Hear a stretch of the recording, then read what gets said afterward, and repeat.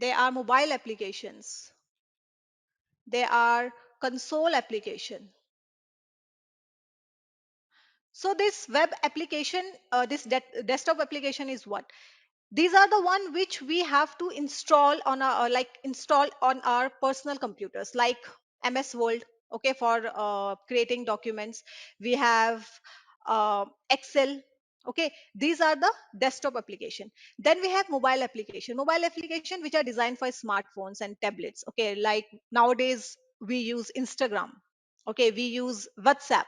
So these are the mobile application which are installed on our phone. Okay, then we have console application also. So these are command line applications.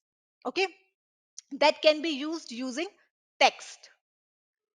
Like we have command prompt in Windows. So if we see command prompt, this is how command prompt look like. So if I'll just do ping, I'll use ping command. I'll do ping to Google. So what I'm doing, I want to check whether Google is active or not. Ping is used to check whether the connection is active or not. Could not find, please try again. Okay, let's see why it's ping.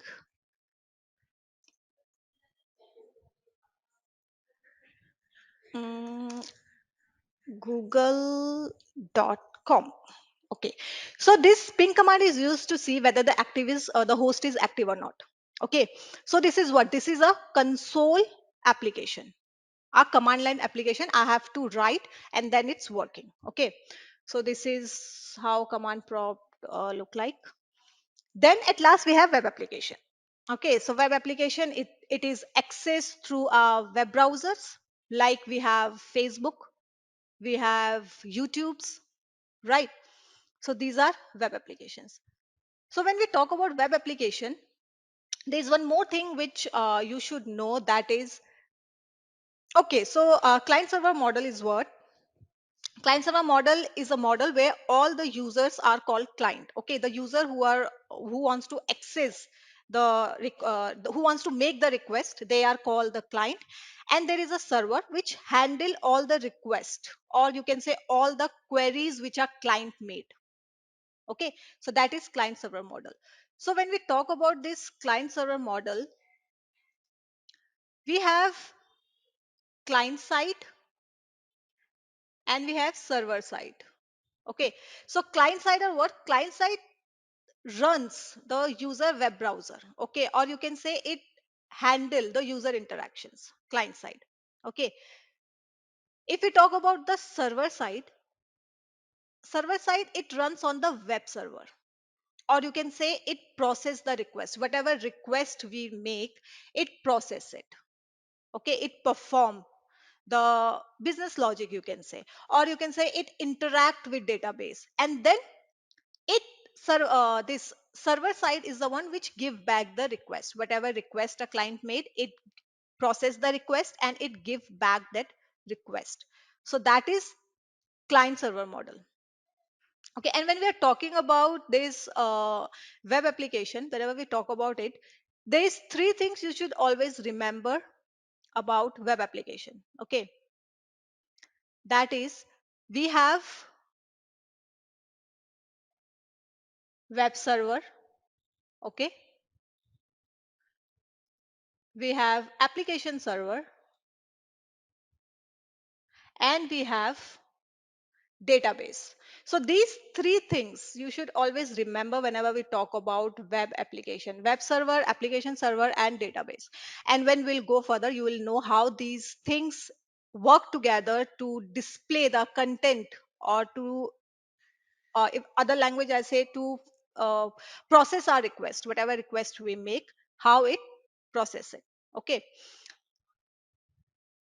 so if we talk about like very simple things, so benefit of web application is it can be accessed from multiple browsers, right? We can access it from Chrome, we can access it from Firefox, we can access it from, yeah, Shiva was saying user friendly. We can access it from Safari. Okay, then we can access it 24 into 7, right? Just we need internet. If we have internet, we can access it from anywhere 24 into 7. Then it's easy to use, user friendly, as Shiva has mentioned. It's user friendly, and it not need to be installed. We don't have to install them to use them. Yes, Mohan is correct. No need to install app. Right. So this is what we have web application.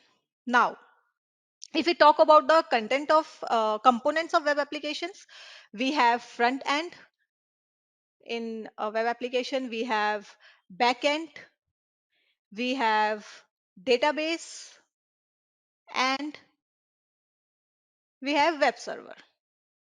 Okay, these are the components of web application. So the front end is what? Front end is the user interface. Okay, the things which we can see, with which the user interact. Okay, so it include web pages, form, button, menu, and other visual elements. That is front end. If we talk about back end is what? Back end is server side logic, or you can say server side functionalities. Okay, which used to process the request. Okay, we as a client, we send a request. Okay, we make a request, and our request is handled by web server, right? So that web server, it work at the back end, where it used to process our request, retrieve data from database, whatever request we have. Okay, it will retrieve that request, it will generate dynamic content, and then it will display it to the front end. Okay, then we have database. Database is what? Database is stored and manage the application data. Like whatever data we have, it is stored in that. Like there is some information is there, like you have a Instagram. Okay, your password, your username is saved in that user base. Whatever things you have used in Instagram, that is stored in the user base. Okay, then we have transition records. Okay, whatever transition you are using Amazon, you are making transitions, you are buying things, so whatever transitions you have done, that is stored in the database. Okay, so database is used to store and manage the data. Then we have web server. So web server, you can say it's a host and a serve host which used to serve the web application.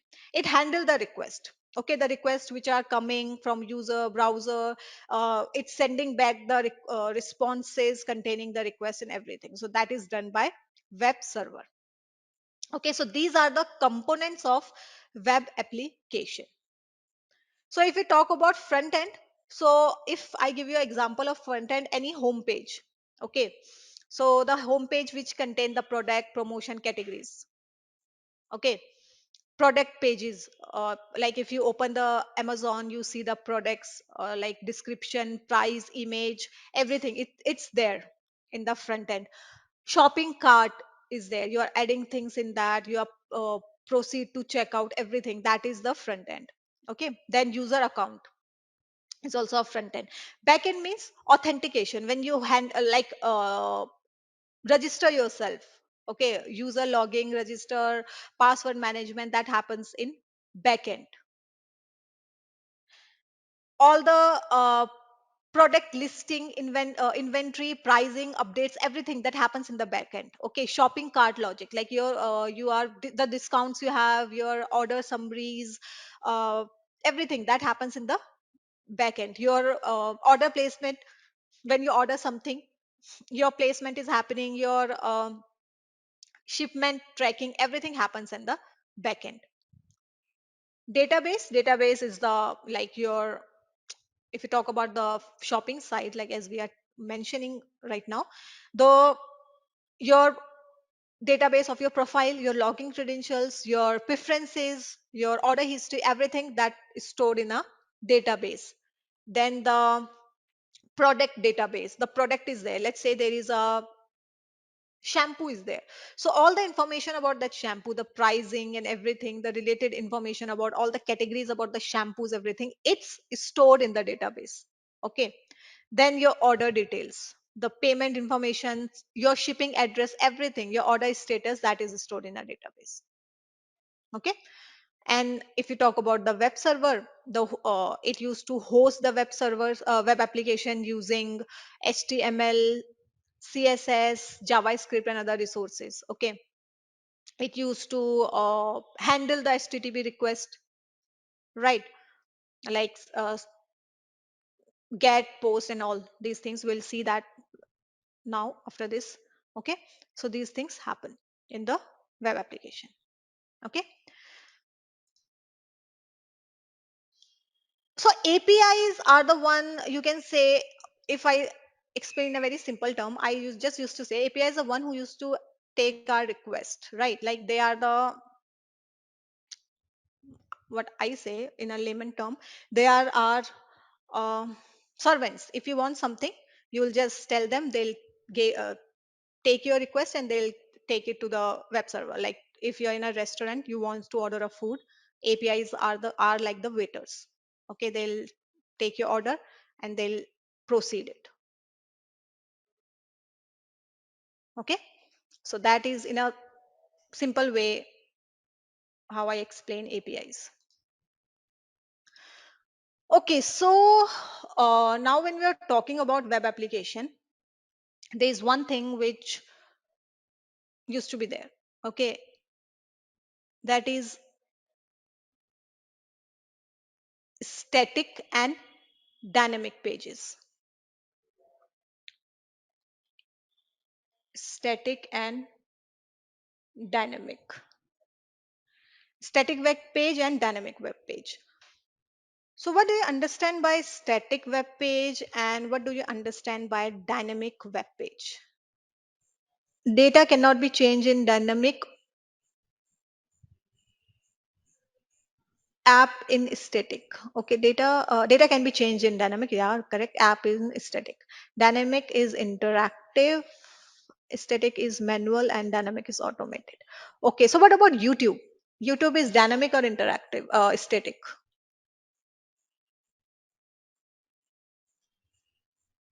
Dynamic pages are generated in real time. Static pages don't change. Okay, Shiva. What about YouTube? Is it static or dynamic? Regina is saying dynamic. Okay, what about others? Both, I believe. Okay. What about others? Aman is saying dynamic. Okay. Shiva is saying dynamic. So can you give me an example about static? Like anyone, static web page, anything, any example of static? Yes, Aman. It used to change based on your history. Shri Srinivesha is saying static YouTube. Okay. How is static? I think if I'll open my YouTube, it will be different. And if you guys open your YouTube, it will be different based on your preferences, right? Whatever preference you have. Let's say for me, I in my YouTube, I have content of infosec train. Okay, I have viewed videos of infosec train, and for you, you have view videos of something else, like of your work field. Okay, so it's change.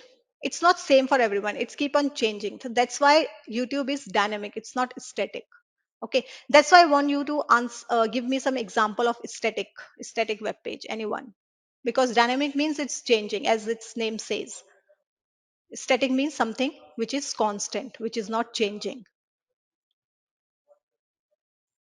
Aman, yes, correct. Blogs, correct. Blogs are static. It won't change. Or you can say if you open a page of any website where it's written contact us, right? Contact us also won't change. It's same, correct. Blogs, some CVs, some where things are not changing. That is static. So if we talk about the example of static pages, you can say online resume, okay, small business websites, or you can say brochure, some brochures there, brochure websites, personal blogs. Yeah, that is static. What about Amazon? Amazon is static or dynamic? Because if you open your Amazon, it will be different than mine. right? If Tanuja will open the Amazon, it will be different for according to his preference, her preference, right? Aman is saying price changes. Okay. So like if even if there is a blog page, I'll open it, you will open it. Some blog is there. Someone have written some blog. Okay. It will be same for everyone. Let me give you example for that. Okay. There is a website I want to show you. So if you'll open, it will be same for you guys because content of the website is same. It's static. My net is a bit slow.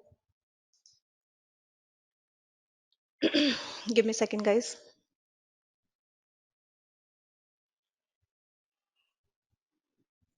Okay, it's taking time to load. I don't know why. Okay. So as you can see, this website, okay, it contain blogs. Blogs are there. So it will be same for everyone. If you open it, and it will be very useful for you because there are lots of blog, lots of about the cybersecurity and everything. See, it will be same for you. It's a blog. Okay. But if I'll open YouTube, it will be different. So this won't change. If we'll open this, it's same. It will be same for you, it will be same for me. Right? It's static. So as oh yeah, progressive web apps. I was about to ask this question. Okay. Okay, so I'll tell you this. So this is what static websites are. Okay. Okay. So yeah, so dynamic is the one which is to change, and static is the one which don't change. Okay. So if we talk about the like online YouTube or Amazon, everything that is dynamic, and static is the one which don't change. So why this happens? Why when we open our website, okay, why static doesn't change and why dynamic change? So for that, we have to like see the working of web apps, okay, how it work, and then we'll discuss about it, why the things change in uh, dynamic websites and why it doesn't change in the static one. Okay.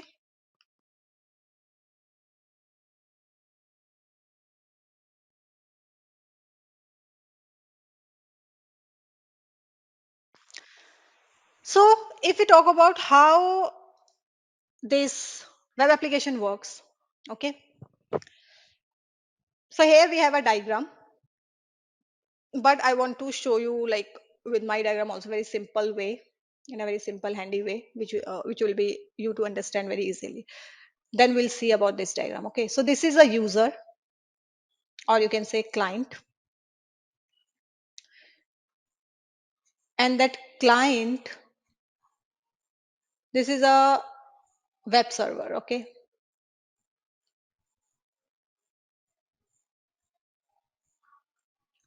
web server. Here we have a application server. Okay, and here we have database. So let's say the client, he open he requests for facebook.com. Okay, he wants to open a facebook.com page. Now what happened, the request goes to the from the web server, it goes to the application server, and it goes to web server. Okay, he sent that request to application server, and application server will respond with a logging page to the user.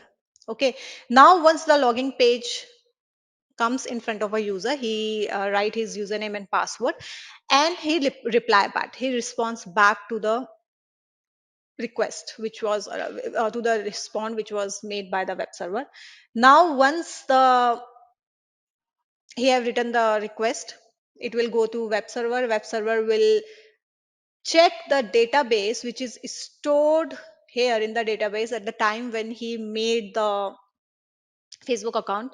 He will check the database. If the database is same, if the credential match, the page will open in front of a person.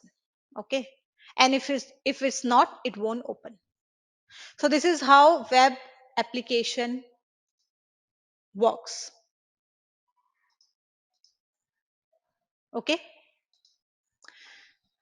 Now, if we see this diagram, like this is the way, like that's why I was saying, just remember web servers, application server and database. So if we talk about, if we see this diagram, here also same thing is happening. Okay. This is a web server. The client wants to open something, okay, anything XYZ, and he made a request to the internet service provider for the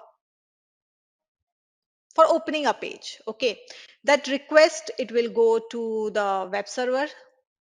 Okay, from web server, the request goes to application server. Here application server, he's checked the code, source PHP code. Okay, and after checking the source, like here we are talking about dynamic page. Okay, just remember that he checked the source. Now after checking it, he went to the database, and now in the database will check the data files, whatever credential, everything, whatever is stored in it, and now he will respond with the data, and the data will go to the web server, and web server will respond with the, you know, with the HTML code, and now it will reflect back to you, to the client.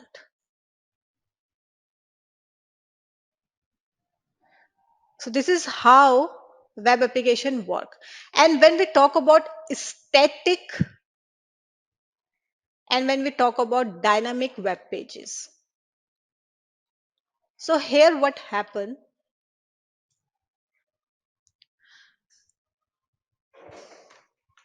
the, like, in the static one, okay, he just make a request, static page is there.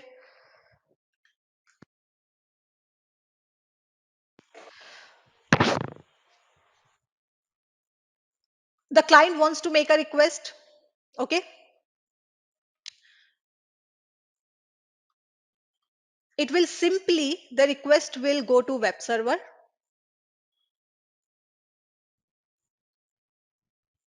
and whatever data is there, okay, it will display it on the screen. Okay, in the static one.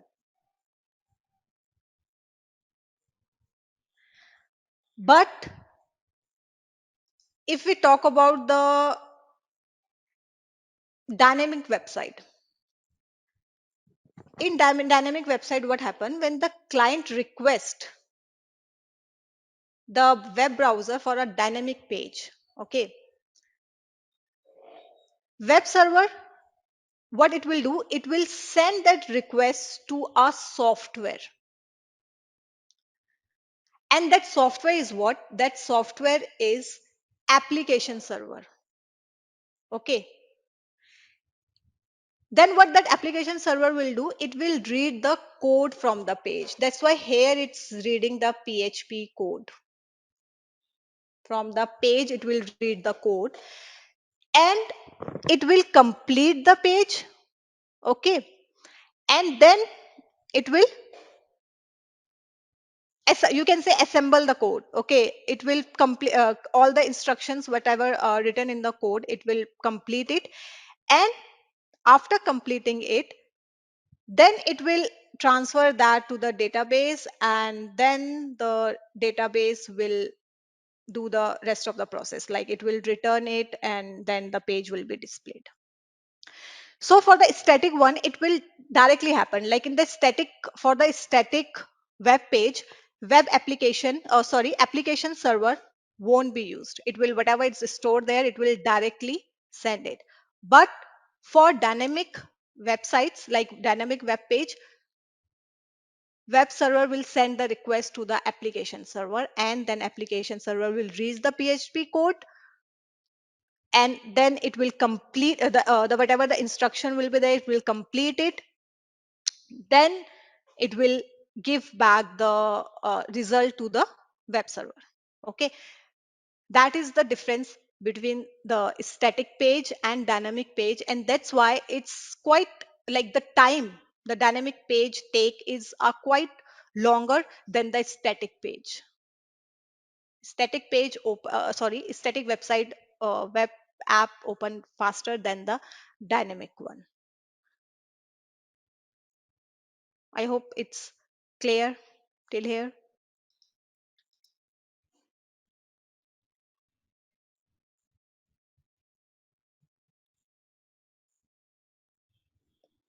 And one more thing, this web application, it used to deal with the database. Okay, it is the one which is dealing with the database.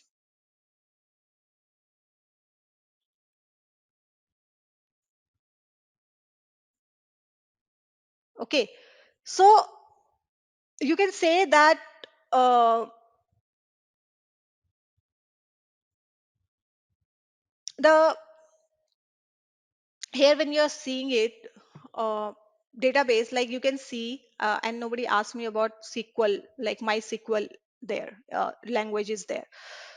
So basically this web application, what it does, it used to this MySQL. Okay, it is like you can say web application cannot directly interact with database.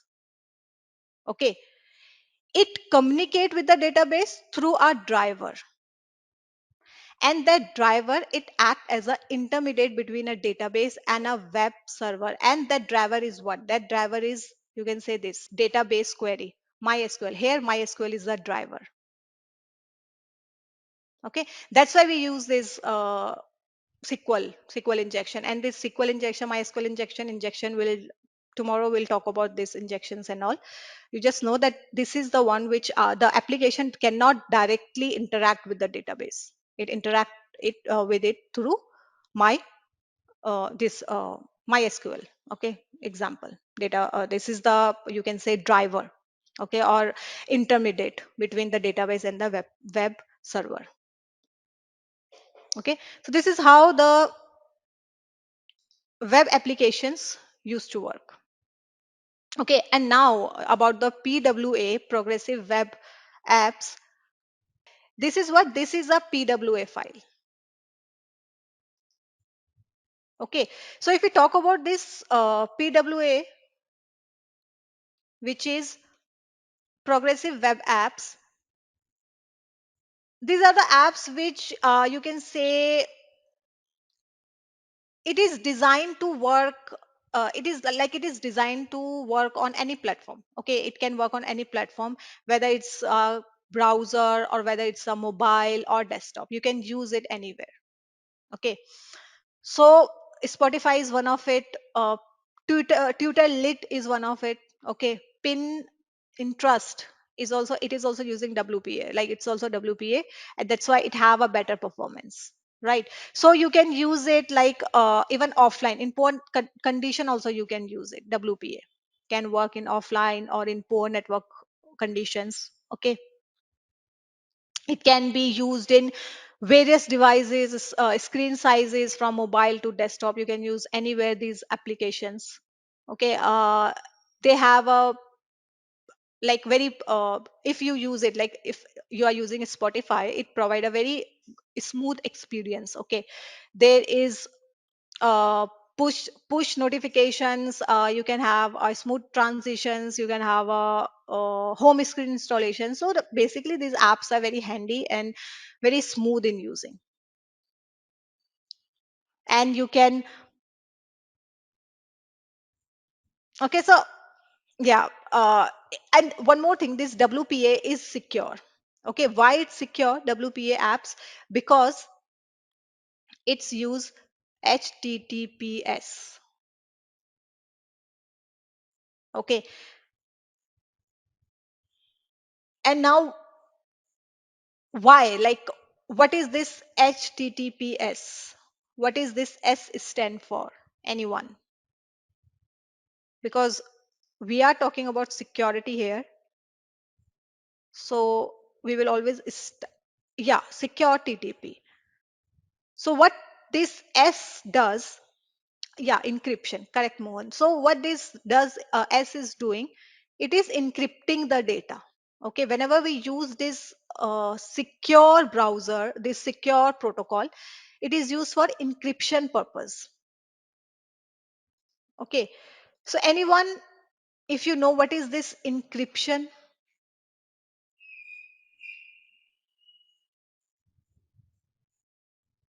because when we talk about the security, okay, we always talk about this encryption, hashing, confidentiality, integrity, and everything. Like this is what we always talk about whenever we talk about the security part. So encryption is one of the very important element. Narendra is saying converting plain text to ciphertext. Correct. So if I say in a very simple language, I have to send a data to someone. Okay, let's say I want to send some data to Kishore, some message to Kishore, and I write something like that.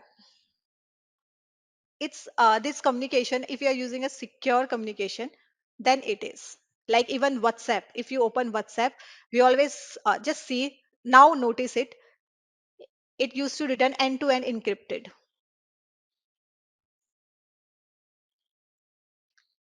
right? End to end encrypted. So all the things we are having in the internet is encrypted. Yes. So that's why we use encryption in order to have the confidentiality. Okay, so here what I was talking about, like I sent this message to uh, Kishore and I don't want anyone to read it. So what I did, I encrypt it. I just changed the data and I have, and only Kishore know what's there. So that is encryption. Like when you encrypt the data so that no one can read it. When you transfer the data in the internet, which is not very safe, so that data is encrypted. And once that data is received by the receiver, then that data is decrypted back. Okay, that's why we always use secure protocols. Yes, private and public key formatted encryption, correct. That is a asymmetric encryption. Okay, that's why we use this secure. Okay, means like HTTPS, always whenever you may do any payment, always use secure protocols, always use HTTPS, never use HTTP because HTTP is not secure. Okay, so I'll show you one practical for that.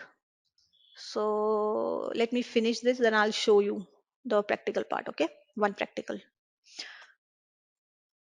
Now, when like after this, we have the difference between the web application and websites.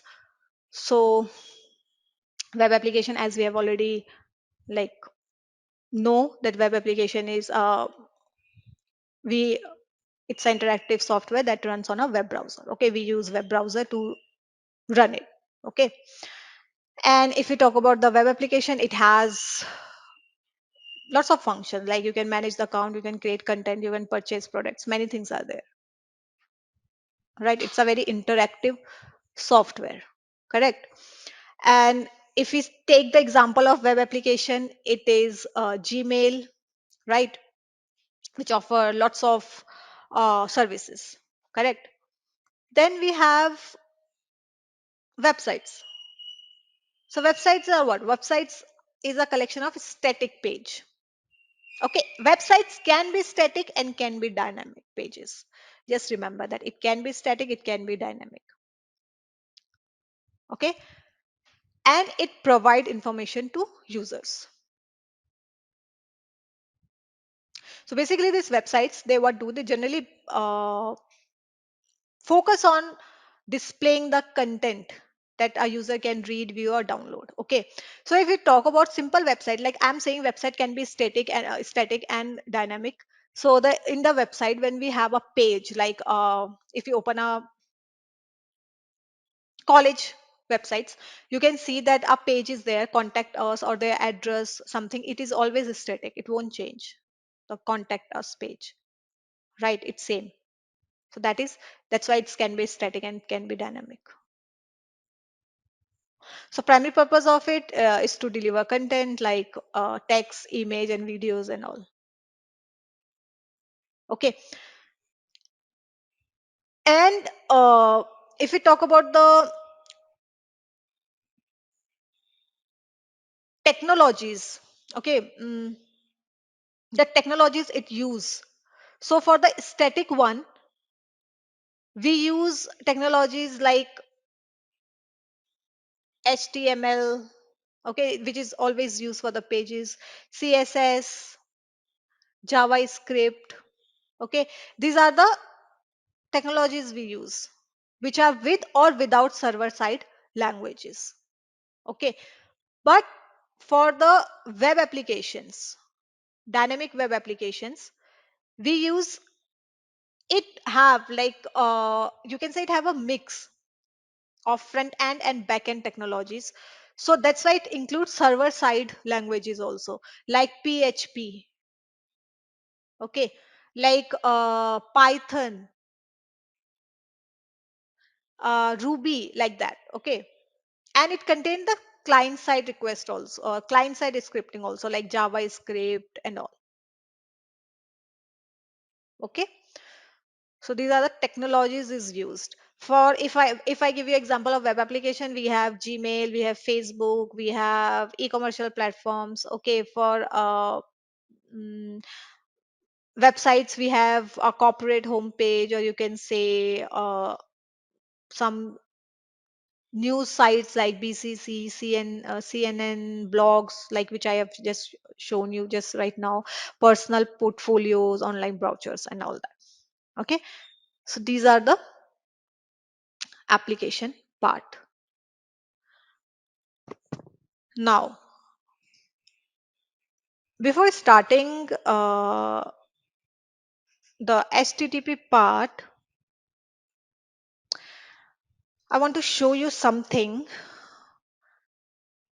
to see that why we should use a secure page. Okay, so I'll show you a practical for that.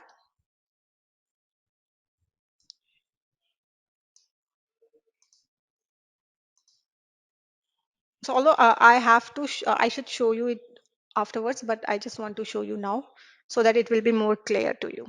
Okay, so this is my Kali terminal.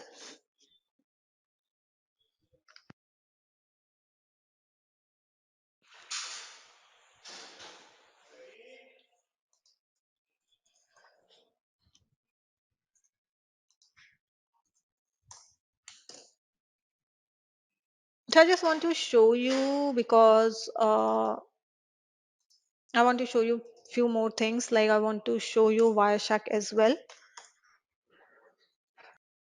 So here also I'll just sniff the traffic. Okay, this is a terminal Wireshark terminal. So I'll just sniff our traffic, and then we'll see that if we won't use a secure protocol, then what happen. Okay, if in case someone try to sniff your traffic.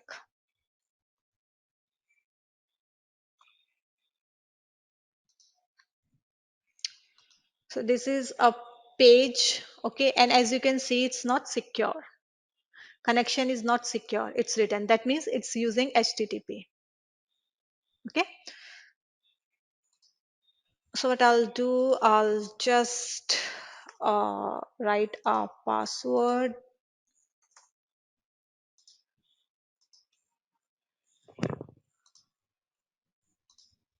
Okay. So I'll just write my pass credentials. Let's say I am someone. I open my password. Okay, and I write my password in an unsecure uh, browser. Okay, the page is not secure, and I use it, and I put my credentials in that page. Okay, this page open, and here the Wireshark.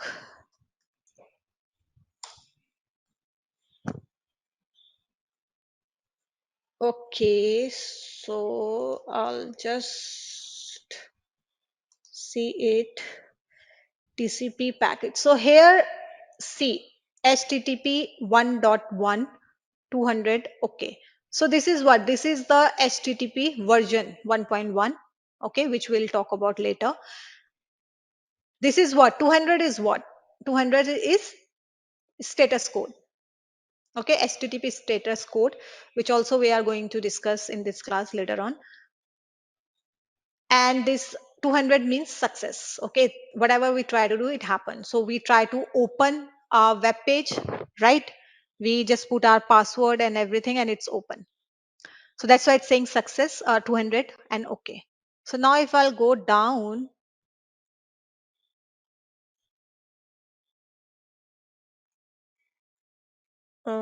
yeah, see,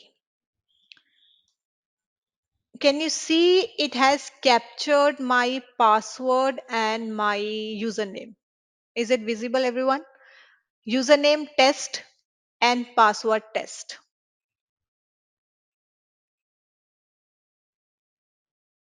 So what happened? Here I used the HTTP, and that's why my network, when a attacker he sniff my network, he can find that he is able to find my credentials basically, and now he can open my page and can do whatever he want with it. Okay, that's why it's important to use secure browsers, secure protocols, like always use HTTPS. So I just shown you this one because we are going to discuss about this HTTP uh, versions. We are discussing about the status codes. That's why I show it to you. Okay. So this 200 means success. I try to open my page and it's open. That's why it's saying okay. And it's get request. We'll also talk about the request. Okay. That's why I shown you this. Get request is there and we try to logging the page. We use HTTP 1.1. The host is test php.vulnerable.com. It is the name of the website and this is the information about the page. Okay, this is the header response we have. See, all the information is there. So this is what it happened. Okay, so now because we just discuss about HTTP right now. So now we'll see what is this HTTP and the protocol and how it works. Okay.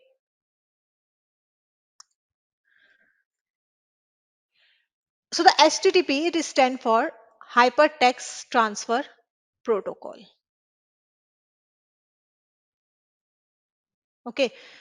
So now can you tell me what do you understand by this term protocol? What is protocol?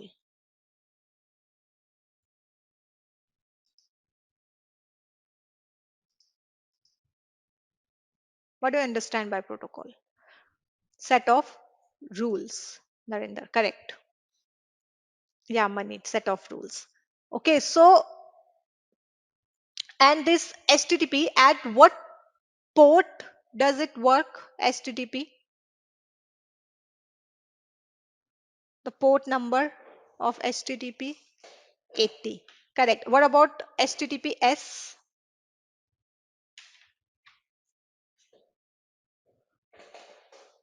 443. Correct. Okay. So now if we talk about this HTTP, why we use HTTP basically?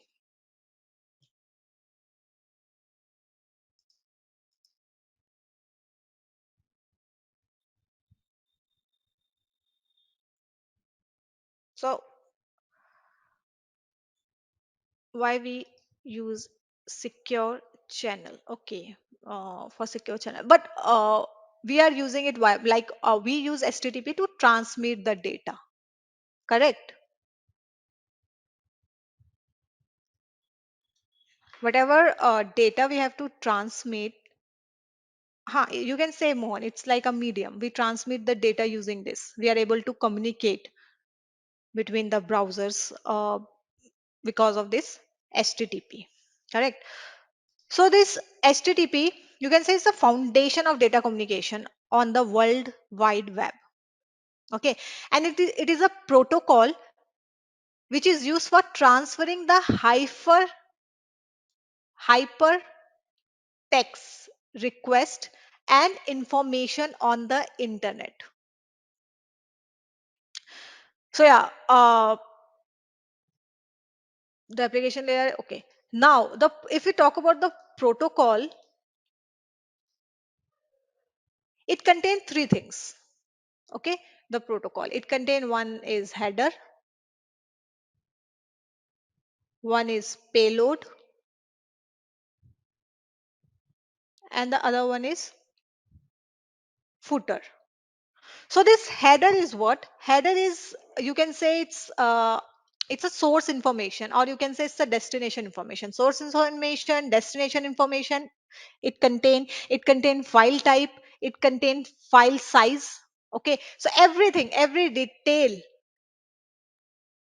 contain in header. Okay, and if there is any error, will be there. It will be like the target will reject it. The target will reject the packet. Okay, so that is what header is. Payload. Now, what is payload? So, let's say, if let's say I'm a malicious hacker. Okay, I'm a attacker, and I send a Trojan to Shiva's computer. Okay, so in that case, that Trojan is what? So payload, in that sense, like when we are like payload is what? Payload is, you can say, it's a data, or it's a actual information that is being transmitted using protocol. So now what I did, I send a payload. So now payload, sorry, I send a thousand. So now that thousand becomes a payload in that case. Okay, so anything, whatever we are sending, it can be malicious, it can be non-malicious. Okay, so it's not that it's always you are sending good thing. You can send anything. You can send something malicious also. So whatever data you are sending, whether it's malicious or not, that is payload, which is transmitted using the protocol. Okay, so that is payload. Okay, so yes, in a simple term, payload is a data, or you can say it's the information which we are sending. Okay, now footer. Footer is what? Footer is, it ensure that the payload is transmitted free of error.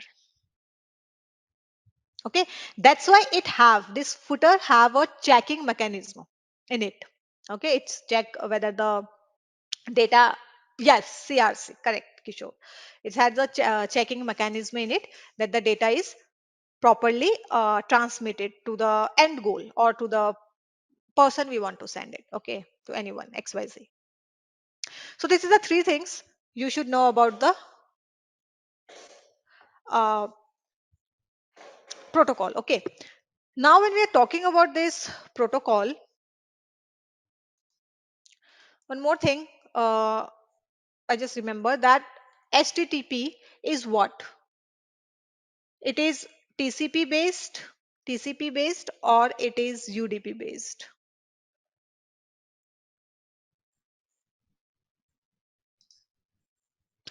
UDP. Okay. So HTTP is TCP based. Okay. Why? Because it's UDP. Okay.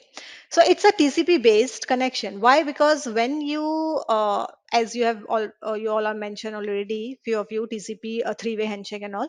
So when we are using this, let's say you wants to send some message to someone. Okay, you are using Google, Gmail, you send something, you get the acknowledgement, right? That's why it's TCP. So HTTP is TCP based because it gives the acknowledgement when we use it. Okay, because it have that error checked communications. It's ensured that the data is delivered accurately. Okay, that's why it's operate over TCP. And right now we are using UDP because we are having a um, online communication. So UDP, what it does, UDP means, the full form of UDP is user datagram protocol. Okay, yeah, UDP is connection less and TCP is connection oriented. So let's say if we are having this communication, like we are having this online class and we are using UDP. If UDP won't be there, we cannot have this communication, because then I have to talk from here, I have to speak, and then I have to wait, and I have to wait for the acknowledgement of you guys that you got the data, whatever I've sent, like whatever I'm speaking, you got it. Then you will respond from there, and then I will get, okay, they get the data, now I'll again speak, and then again I'll wait for the acknowledgement. We have to do like that if UDP won't be there. UDP is connectionless. Why? Because if, like, we are having this call, and suddenly the network, my network became weak, okay, and I just keep on saying things and you are not able to hear it. So from my side I send it, okay, but it didn't receive you, but I won't get the acknowledgement. Okay, I'm just saying, and then you will say ki, okay, or let's say one of yours network got uh, your network was not working, and then you are not able to listen what I'm saying. Okay, that's why it don't need acknowledgement. I'm just saying and you're just receiving it. If you we won't, like, something got missed in air, then it's gone. Okay, that's why it is connectionless, it's not connection oriented. Okay, so HTTP is TCP based. Okay, yeah, so this is. And if you talk about the three-way handshake is whatever, like, res, res, res, request or response, the thing we are talking about, that a server get a request, or the client will make a request to the server, and then server will respond back. This every respond request is happening because of three-way handshake.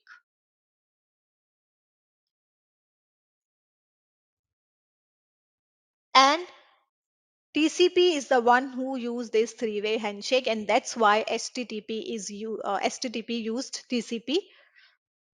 This HTTP is TCP based, okay, because of this three-way handshake. Because here we are sending request and getting the acknowledgement. So what this three-way handshake? Three-way handshake, if you know, if you don't know, like, few of you you responded with this, but the one who don't know about three-way handshake, it's nothing. It's just a communication. How we have the communication. Okay, so let's say sin, synac, ac. Correct. So let's say when we started this class, before starting the class, I just came here and I greet you all. Correct. We all greet each other. It didn't happen. Then just I came back. I came here and I just started things. I came here, I said hello to you guys, you replied same, and then I told you about me, we had a little introduction, and then I start with the session. So what I made the connection first. I told you about me, although here it is a one-way connection because you guys cannot respond like that, how you should be, but it happened like connection, first connection, we made the connection and then we start talking. So TCP handshake also does the same. It made the connection before sending the request. Okay, so how it made? This is, let's say this is a client A. Okay, this is B, and this TCP have flags. Okay, they use the flags to make the connection. Okay, so the one which is very commonly used, or you can say the one which is used for starting a communication, is SYN, synchronization. Okay, here also, whenever in day to day life also, whenever we have to make a communication, we start with a hello, we start with hi, right? We just, when we meet, we just or we greet each other. Correct, we just don't just start talking, first we greet each other. Same way here also, TCP also, it start the communication with SYN, or you can say in a simple language, hello. Once it sends SYN to the client to which he wants to make the communication, it will reply back with SYNAC. SYN make hello, and ACK means acknowledgement. It give the acknowledgement, and now A also acknowledge it. Okay, this is how communication is established between two parties. So before sending anything, this happen in a network. That's why we use TCP handshake. That's why we use TCP protocol. Okay, so this is what happened. This is what TCP three-way handshake, which you should know. And after having this three-way handshake, then that's why this respond request things starts. Okay, now,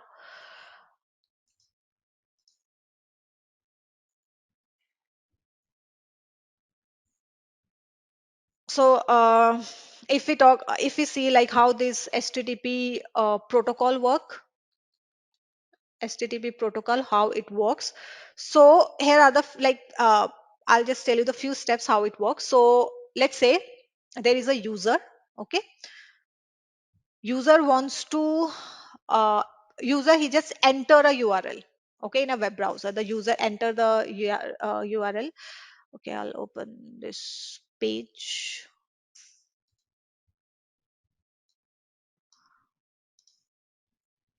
So the user that just enter some URL here. Okay, he write the URL, let's say www.google.com. Okay, he write the URL, or okay, let's say infosectrain.com. So now what happened, I write it and I click in the link, and HTTP request. Okay, there is some trouble getting in the site. HTTP request happen. Okay, now that HTTP request generated. So what happened, as soon as I write it, the browser generate HTTP request based on the URL, whatever URL I have put, the request is generated based on it. Okay, let's play safe and let's write Google. Okay, so request generated based on the enter URL. Now this request include the methods. Okay, we'll discuss about the methods like get, post. Okay, whatever method is there, it will include, and the URL of the requested resource, or whatever information is contained on the header, it will be proceed. Okay, now the server, it will the request will send from client device to the internet service provider, which we already did in the when we were discussing about the architecture. Okay, here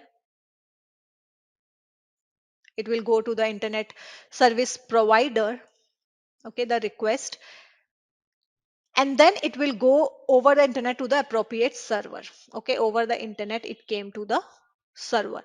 Now the server, after receiving the request, the server will intercept this HTTP request and identify the request resources. Whatever resource is there, it will intercept it, and it will see based on the URL, whatever URL you have typed. Let's say I have typed www.google.com. Okay, now once it get it, the server generate HTTP response. Okay, it reached to the server, it will generate a HTTP response, which include a status code. There, when we were discussing about the here, I'll open it. It's still there. Oh, okay.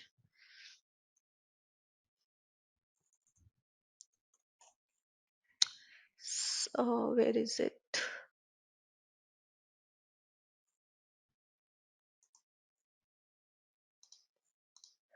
Okay, here, see, based on the request, it will generate the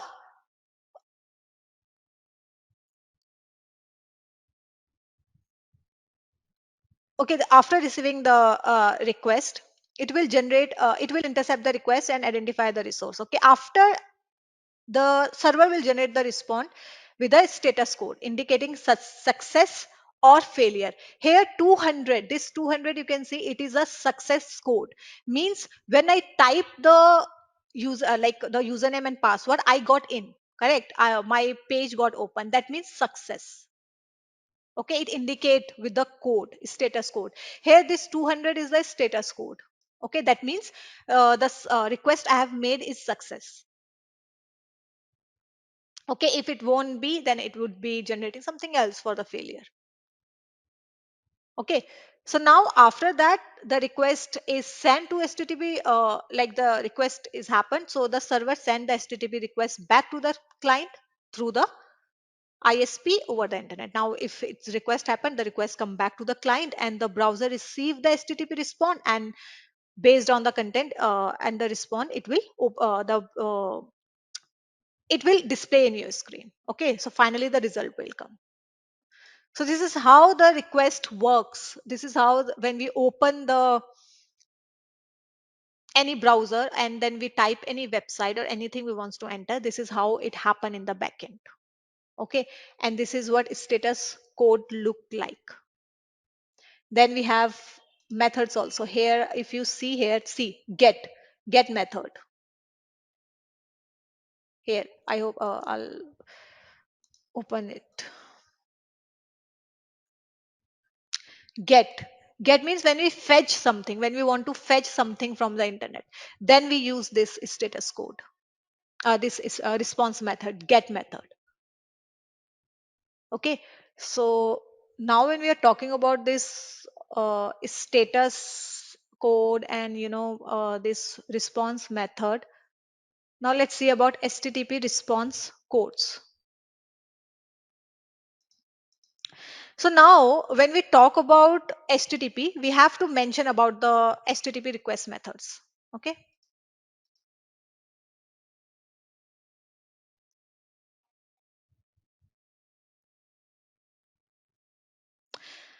sending. Okay, so here in this Mr. RV, we are talking about how application web application works. Okay, here we are not talking about the certificates, we are not talking about the keys and everything. Okay, we are just talking about how web application works, and these certifications, this PKI and everything, we are not mentioning here right now. Okay, it's just we want to show simply that application is working. Okay, now we have these request methods. So the first method we have get. Okay, so as we like when we were seeing the Wireshark here, when we see it, and I made a request, okay, to the page for the logging page. So see, I retrieve the data from the server, or you can say when we request for a specific resource, then we use this get. Then we get this response. Okay, this request, get request. So why we use this get request? We use it for, you can say, to request something from a specific source. Okay, or you can say you want to fetch a web page, or you want to download a file, or you want to getting a data from API. So we use that time this get request. Okay, then after get we have post. Post is like when you're sending the data to the server to create a new resource. Okay, that is post. Like let's say you have uploaded a form. Okay, some form like for a job or for a college or for some interview, you have uploaded a form, you have created a new resource, so that is post. Okay, when you upload a file or send some data. Okay, so that is post. Put means you have like let's say you updated a data like some form, and you want to make some changes on that data.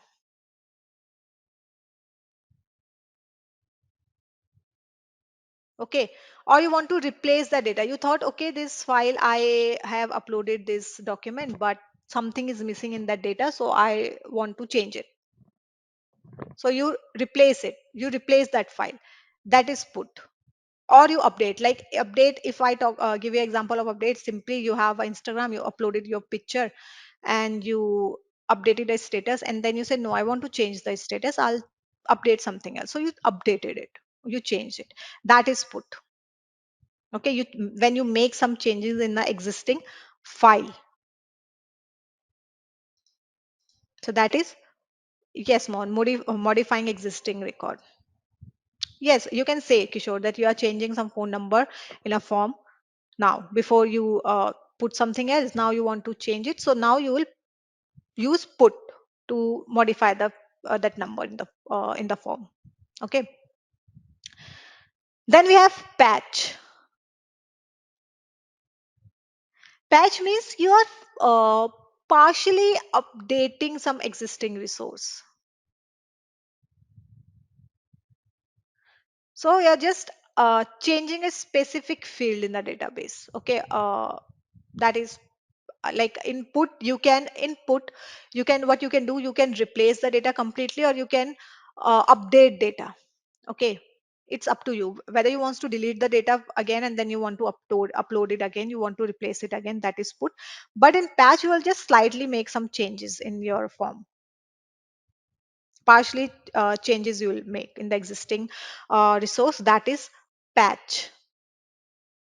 Delete means you are completely deleting the data from the server. Okay, that is delete. Then we have one more other data, that is head. So head is what? Head is like it is similar to get. Okay, this head is similar to get, but it only retrieve the header of the response. Only header. It will only retrieve header without the body. It won't retrieve complete data. So we use this head for, you know uh, to check if the resource exists, or to inspect if if the data is like the size, or the last it was modified like that. So it will just check if the file exists without downloading it. You just want to check the file is there or not. So you'll just fetch the header response of the data. You won't fetch all data. Okay, so that is head. Then we have options also. So option, what it does, it return the HTTP requests that are supported by the server for a specific URL. Like uh, you can say you are checking what method are supported for a specific request before sending a request. Okay, so that is option. Then we have one more, which is trace. So these all header are used in HTTP 1.1 version. Like from 1.1 version, we used all these headers. Okay, so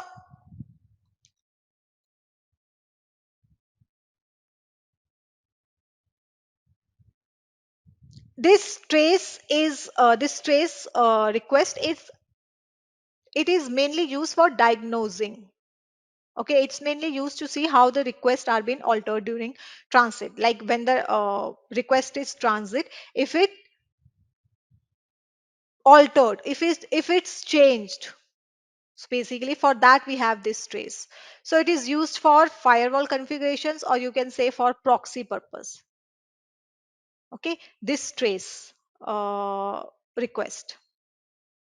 Then when we are talking about this HTTP, obviously with time HTTP became secure. Okay, so that's why we have connect also.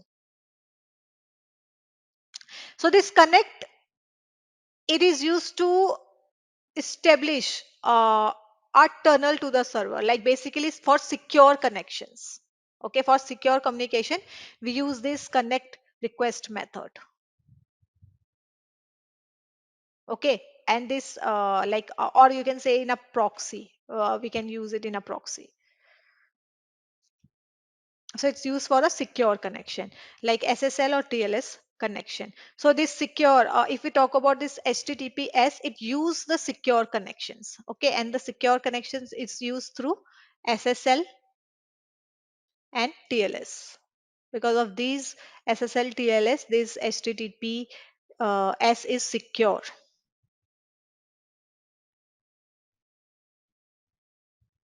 Okay, so these are the request methods we have, and after this we have this response status, HTTP response codes. Okay, which is to tell whether the request has been. See, Kishore, this HTTP one, okay, this I have to explain further. Like we will explain it after this. We will explain about the history of HTTP. There, I'll mention about this HTTP 1.1. Okay, so now we have this response code status. So there we have informational, success, redirection, client, and server. So when I was, that's why I show you this, where like. Okay, I don't have to open like that. I have to. Here, that's why I was showing this status code 200. 200 means success. So whenever we go with this 200 one, it says success. Okay, so now we have this status code. So I'll just tell you about this briefly. So first we have this uh, informational one. So it starts with 100 to 199. Okay. So this informational, it's used to, it tells whether the request is received, okay, or not, and then the processes continue. So 100, if you see a response code 100, that means continue. Okay, that means the server has received the request header. Okay, and the client can be proceed to send the request. Okay, then we have this 200. So 200 is 2 access from 200 to 299. Okay, here 200 means okay. So the request is success. Okay, and the response contained the requested data. See there, when we were checking the Wireshark, it was showing 200 and it contained the data, right? It contained the username, it contained the password. Correct. So it says that. Then we also have like 201. It means created. That means the request succeed and a new resource was created. Okay, then we have 204 as well, like it's in a series of 2xx, success series. It means no content, the page, the request is success but there is no content in the response page. Okay, then we have redirection. So the redirection one, it starts with 3xx. It's comes between 300 to 399. So if like further action need to be taken to complete the request, that is redirection. Okay, so we have 1301. Okay, 301 means moved permanently, that the resource has been moved to a new URL permanently.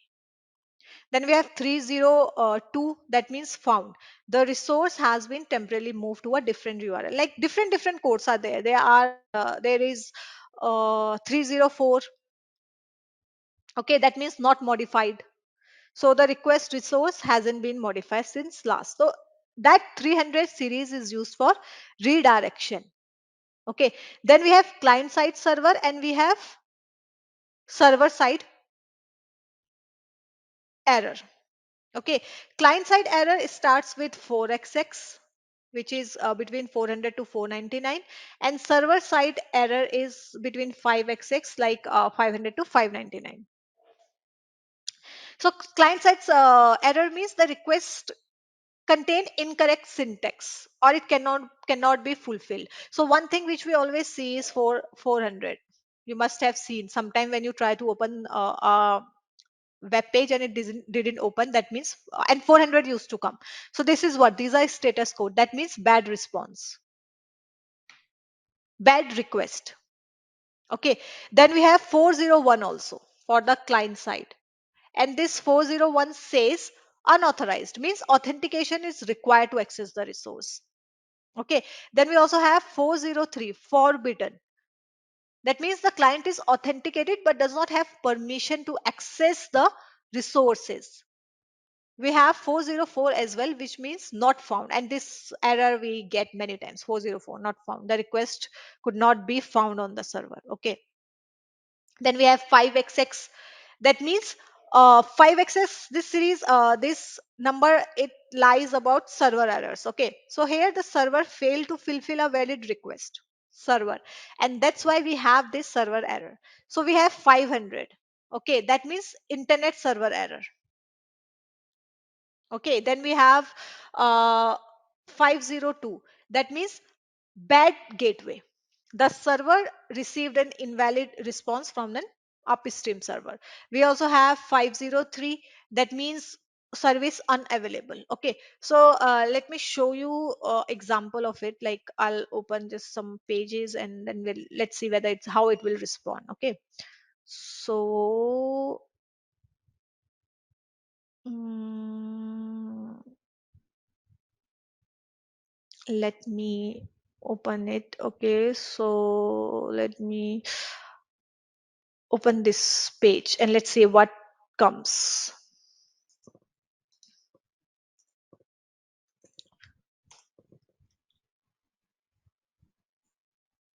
You we cannot find. Okay, but it's not coming. Recheck your connection. See, it's saying status 401. Okay, 401 means unauthorized. Okay, so like that status used to come. If I'll write, if I'll type something else, like let me do this one.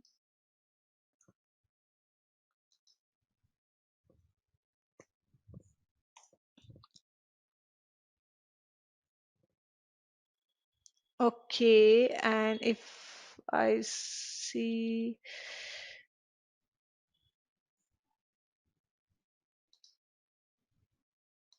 network, mm, okay, so see here it's saying success, like get, we get this page, so that's why it's saying status code 200 and get method we use to fetch the data.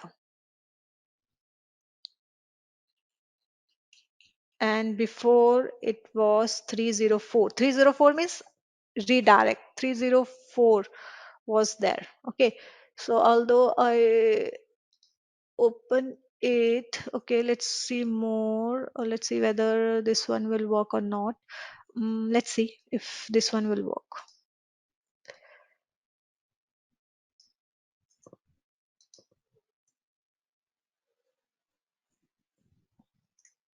I'll open here. 404 not found. Okay, the one I was saying, we often find this type of error. Correct. So like this status code used to come, and each code have their own meaning. Okay, if I'll check this one, let's see what we will get.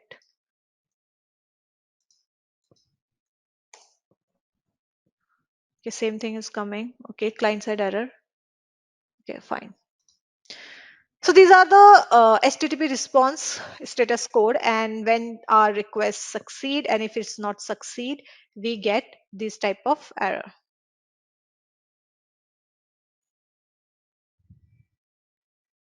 Okay, now let's see about the, okay, we have, okay, let's talk about a bit about HTTP. So if we talk about the HTTP, we have the HTTP versions, okay, from so on, from before, like the first version was point 0.9, okay, which was introduced in, it was formed in 1989, but it actually started in 1999. Like it's started working in 1999. Okay, 1991, sorry. And it was invented by Tim Berners-Lee. Okay, and he's the one who gave the concepts of URL, and that was a foundation of www, by the way. So this HTTP point 9 has it only have one support method, that is get. Okay, only that method it had, that point 9. And the response type was also only hypertext. Okay, that was only the response type it had. That means if I'm sending a request, I'm getting a request in a HTML pages. Okay, no image, nothing will be there, only simple HTML page will be there. Okay, then if you talk about the header, it has no header, and support, it was removed. Okay, so about the HTTP point 9. Then we have point 1. Okay, and here it has a connection nature. The connection nature was, it used to be terminated immediately after the request, after the response request. Okay, response happen, the connection will be terminated. That used to happen in HTTP point 9. Then we have HTTP point 1, which was introduced in 1996. And it has like method which it supported was get get head and post. Like three was introduced in that one: get, head, and post. These three was introduced in 1.0. Okay, and it was if we talk about the response time in this one, it was not only limited to hypertext, okay, content type. Here script, media, everything was included. Okay, oh, sorry for that. So here content was included in HTTP point 1. Okay, if we talk about the connection type here, the connection type was it same, it was terminated immediately after the response. Okay, it was also terminated immediately. Header, no official header was required in this one. Okay, and if we talk about the support, so these things was there. Okay, for HTTP 1.0. It has one more thing was added in 1.0, that was keep alive. Okay, for the connection type. So here the header makes the connection, because of this keep alive, the header used to make the connection persistent. So because of this keep alive, the connection was considered persistent. Okay, that's why this keep alive was included in the header. This keep alive. Okay, in HTTP. After that, we have then the other one which introduced, which was we still use it now, HTTP 1.1. And if you see here, you can find that it is still there. If I see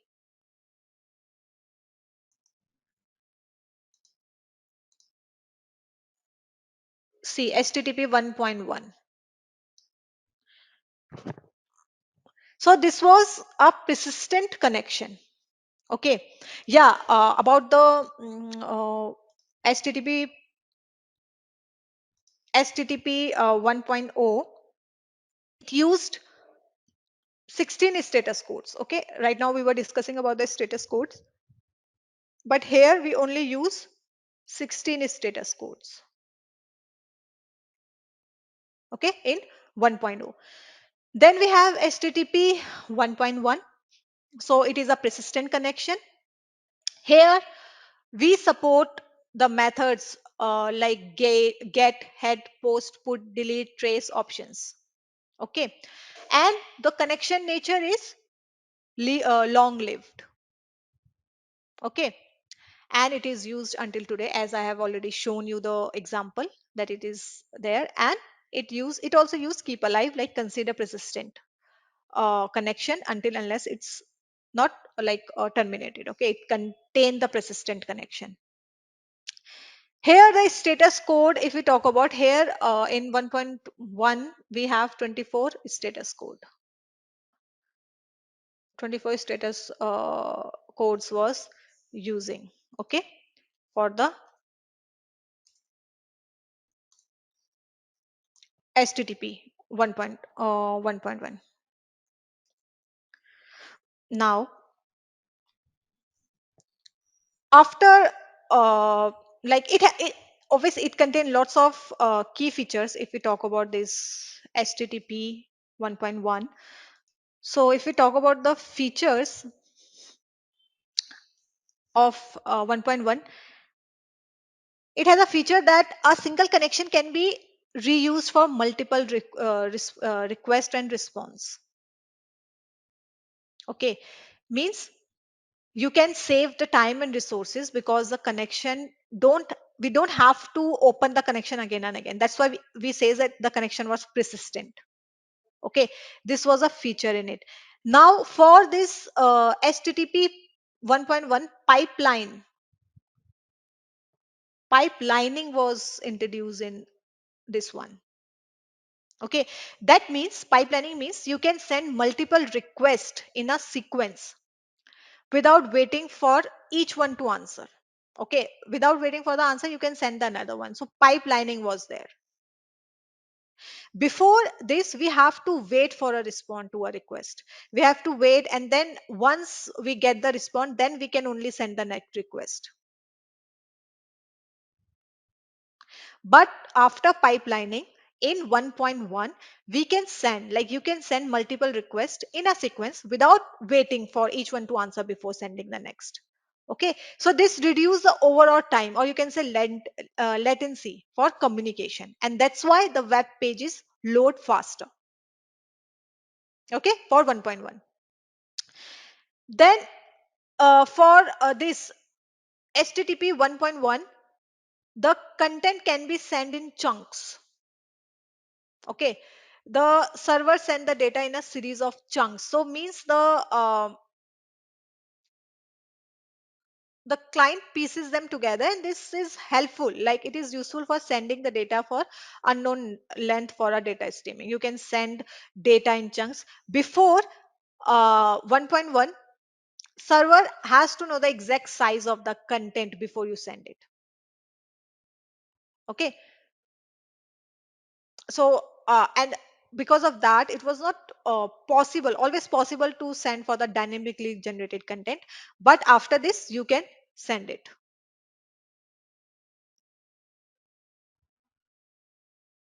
So it has like it has lots of features which made it better compared to the other one, like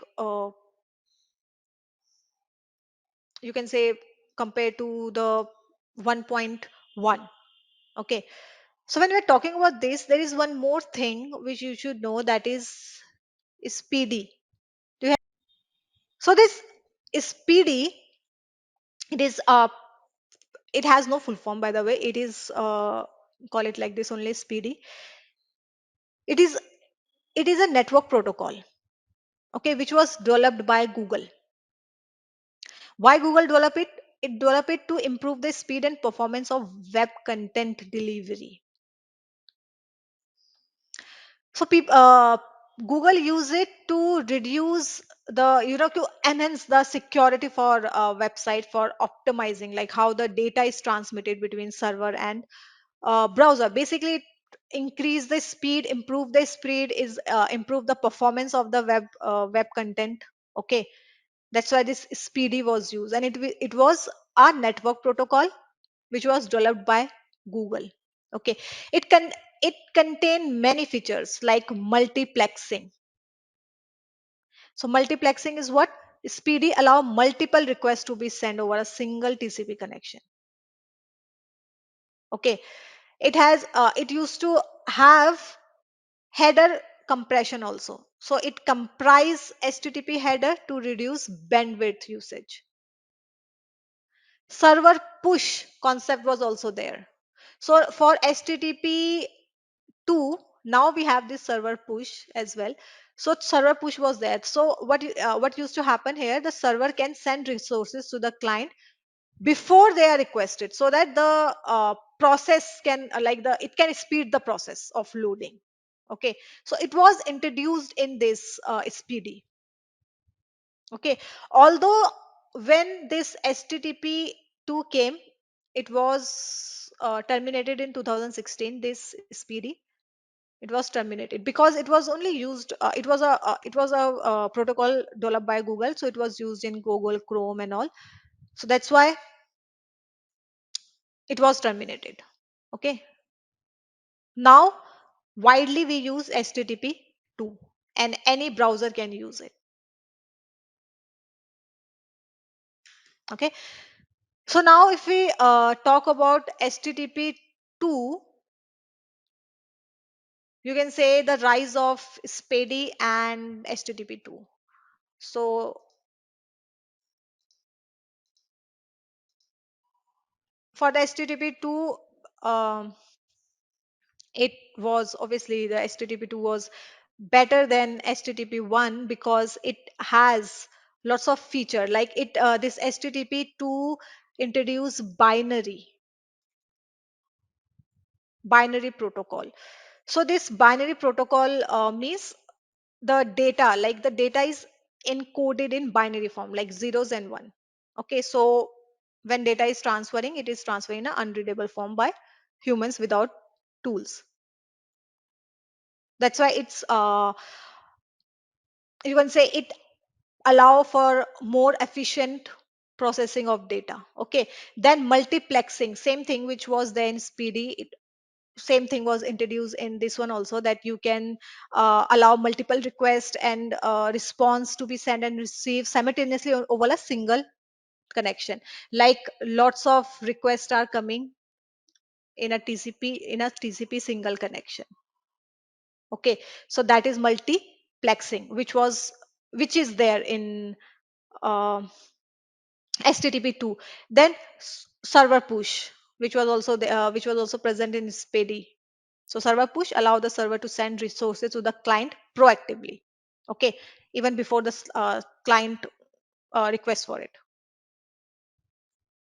So like let's say server is there, and he knows that the client needs certain image on his script. Okay, so what server will do, it will push these resources to the client in advance. So because of that, it will reduce the load times, as the client has necessary data ready when it needed.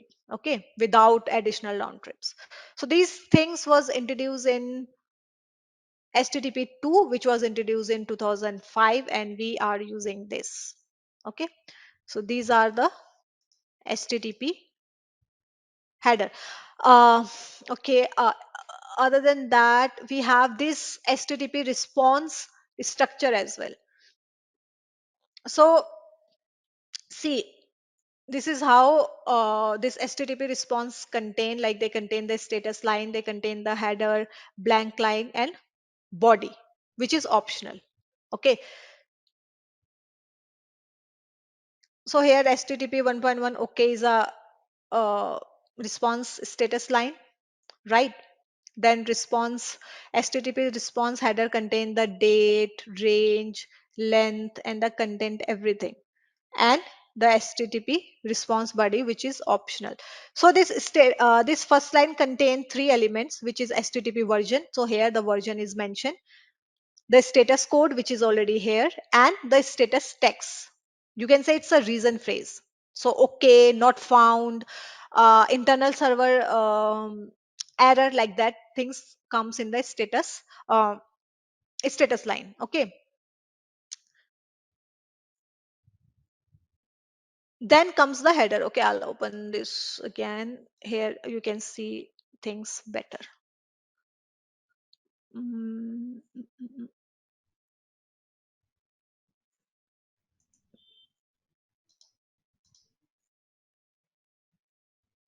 See, here you have the response header. So here the information is there: date, okay, content type, text, html, okay, transfer encoding, chunked, keep alive connection, which we are already talking about the watch 1.1, okay, and the encoding, which is z zip. Okay, now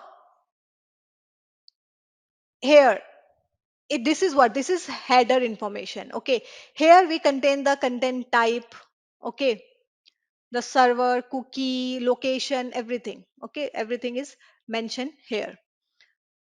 And then we have the response body, which is optional. Okay, so yeah, here is the response body where we get the content about the like the type and everything. So this is how the http response structure looks like.